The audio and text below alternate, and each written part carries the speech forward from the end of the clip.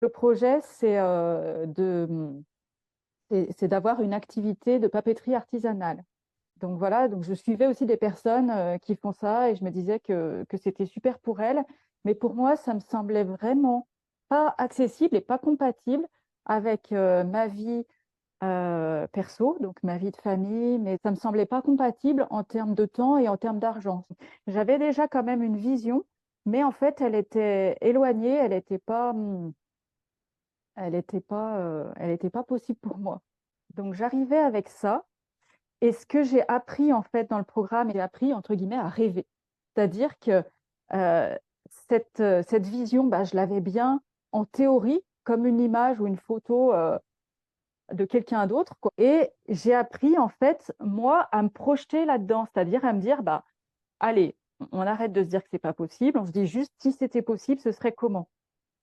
Et cette photo, donc, qui aurait été plutôt la photo de quelqu'un d'autre, et ben petit à petit, j'ai j'ai commencé à me voir dedans. Et je pense que j'avais un peu cette pensée par défaut de me dire, ce qui me fait envie, c'est trop beau pour moi, c'est pas possible pour moi, donc tant pis, c'est pas grave.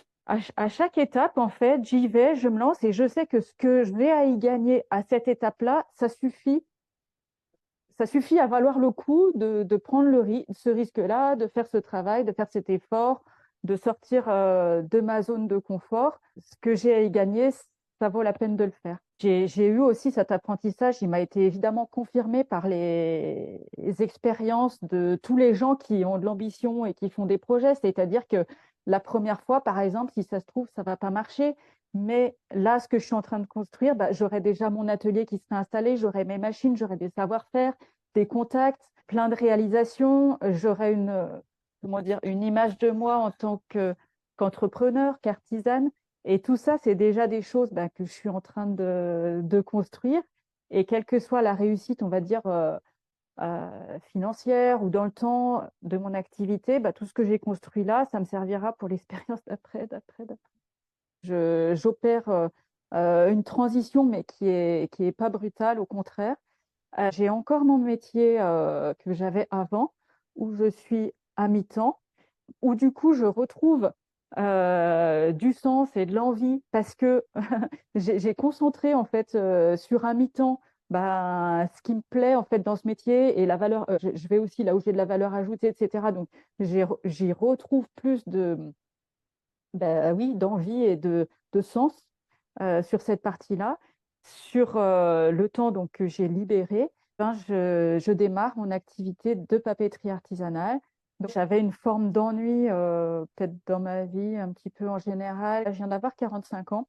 J'en discute avec plein de copines d'horizons différents qui, euh, qui ont, qui se sont beaucoup donnés pour leurs enfants, pour leur famille, pour leur maison, pour leur travail, pour leurs amis. J'ai vraiment redonné de la place à ce que j'ai envie de faire, juste moi, pour moi, parce que bah voilà, je crois qu'il y a quelque chose à faire et que ça va être chouette.